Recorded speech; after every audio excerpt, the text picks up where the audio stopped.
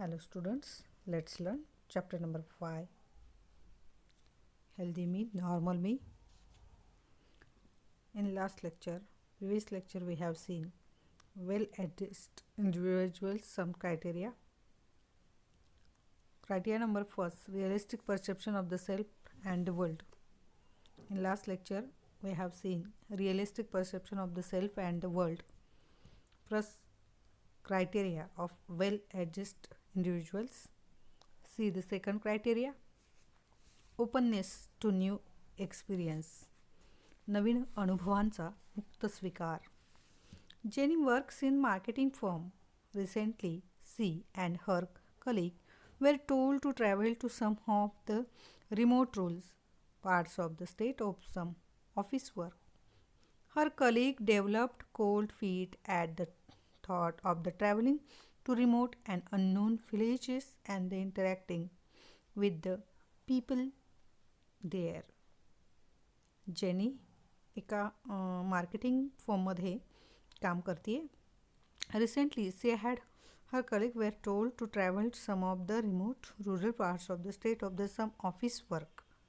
आणि खेड्यातील लोकांच्या गरजांचा अभ्यास करण्यासाठी नुकतेच तिला तिच्या सहकाऱ्यांबरोबर प्रवासाला जायचं होतं.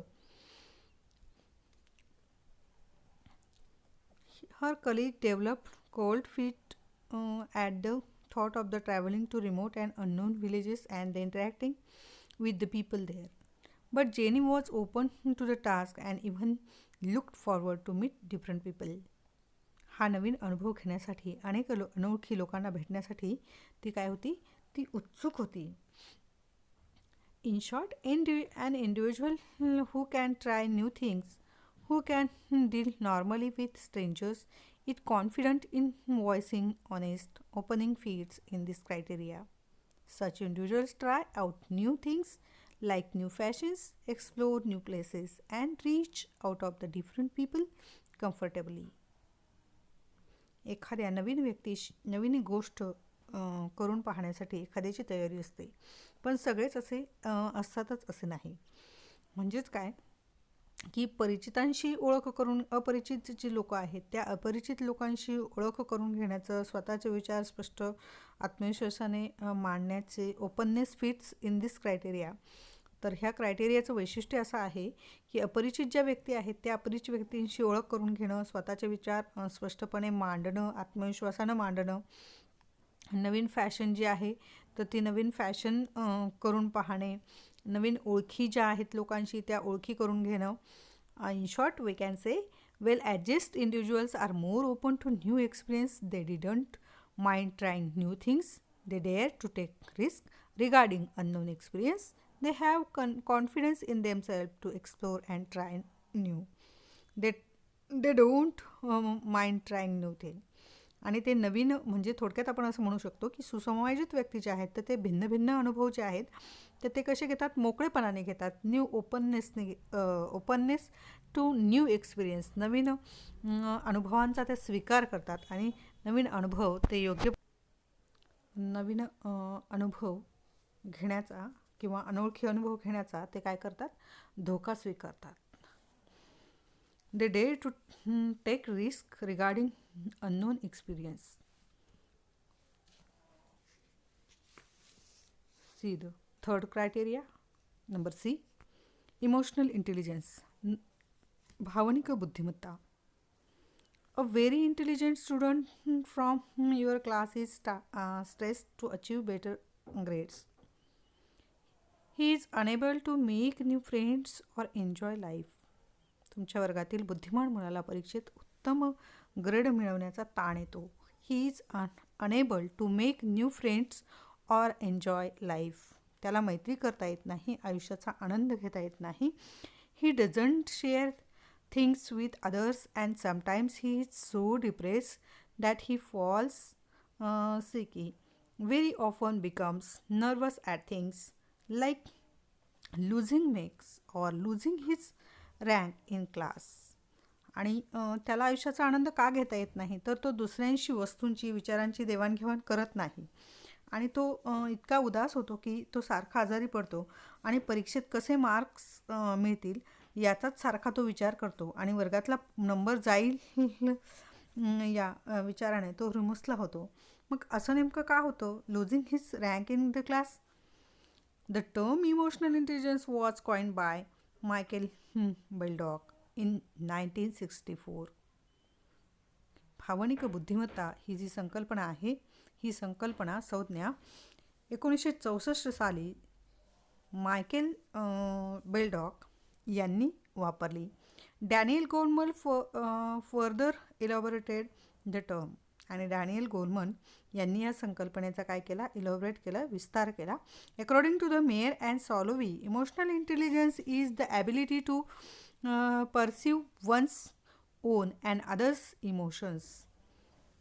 मेयर आणि सॅलोवी यांनी भावनिक बुद्धिमत्तेची व्याख्या अशी केलेली आहे बघा. The ability of perceive one's and the others' emotions, to discriminate among them, and to use that information to guide one's thinking and action.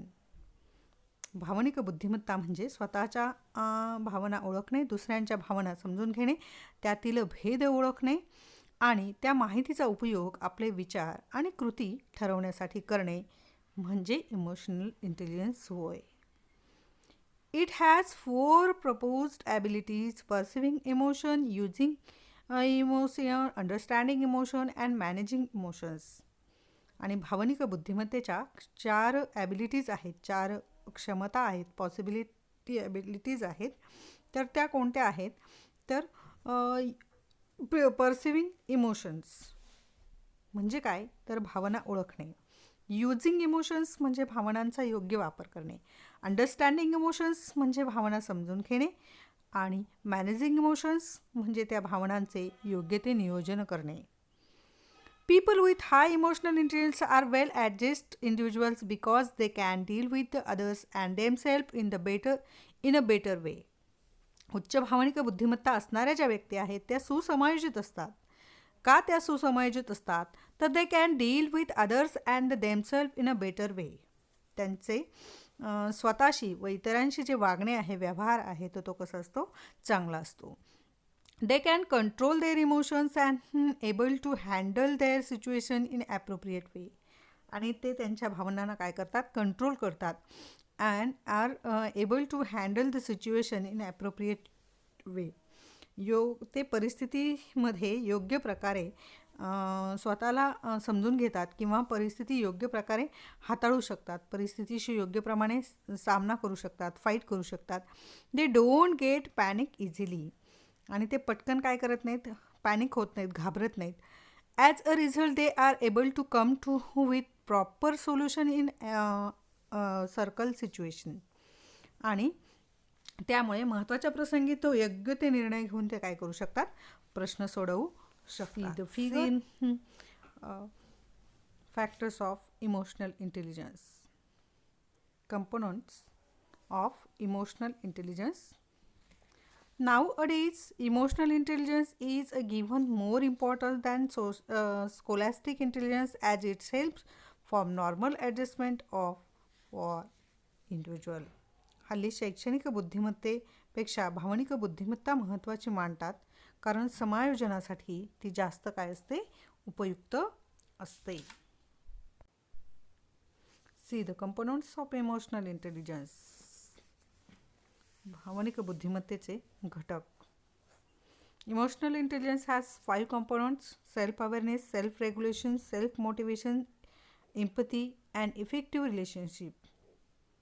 See the first number, self awareness, स्व जाणीव. Are you aware of your strength and weakness? Can you describe them? Can you describe your efforts to overcome your weakness and enhance your strength? तुम्ही स्वतःची बलस्थानं जी आहेत किंवा कमतरता आहेत, तुमच्यामधल्या चांगल्या गोष्टी आणि कमतरता ओळखता का? तुम्ही त्याचं वर्णन करू शकता का? Can you describe your efforts and overcome your weakness and the enhance your strength. तुमच्या उणीवा कमी करण्यासाठी तुम्ही काय प्रयत्न करता? स्वतःच्या क्षमता वाढवण्यासाठी तुम्ही अजून काय करू शकता?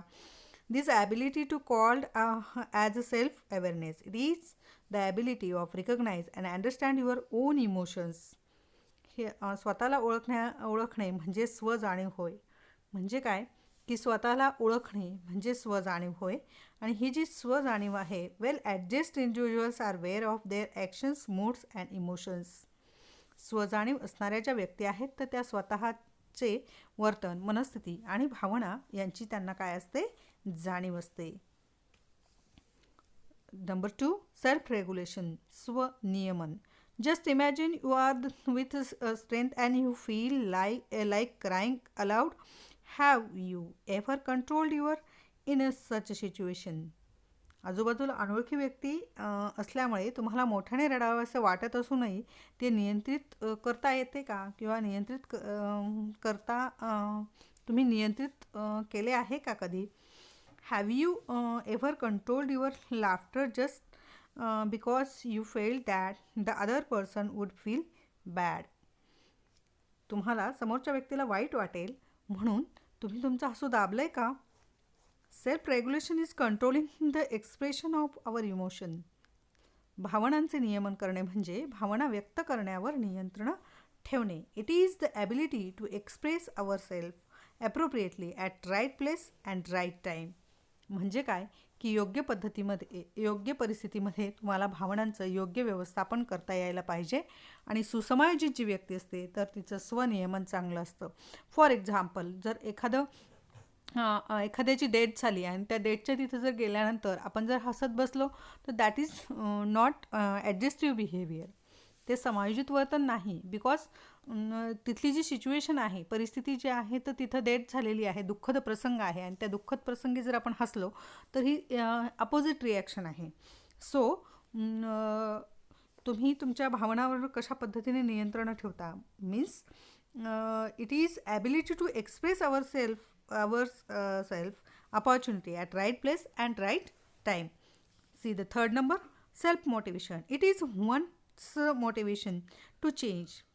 Have you ever gone for a trek? तुम्ही कधी ट्रेकला गेलात का? Help out a physically challenges person just because you wanted to. आणि ह्या गिर्यारोहणाला तुम्ही गेलात तर दिव्यांग व्यक्तींना तिथं तुम्ही मदत केली का? फिजिकली चॅलेंज जे आहेत लोक, त्यांना मदत केली आहे का? Self motivation is doing a particular thing just because you want to.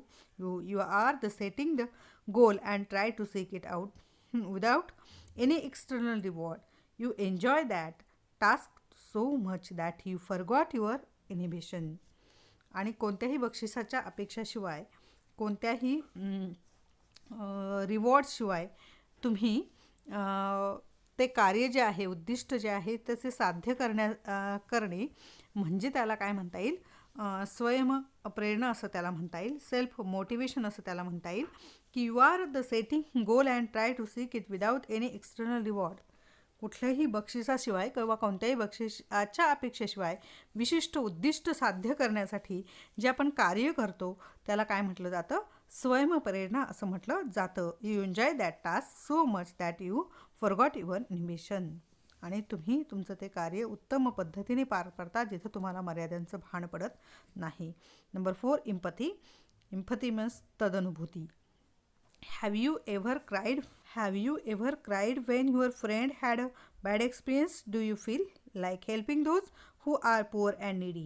You have shared your books and notes to student who is in a need to help.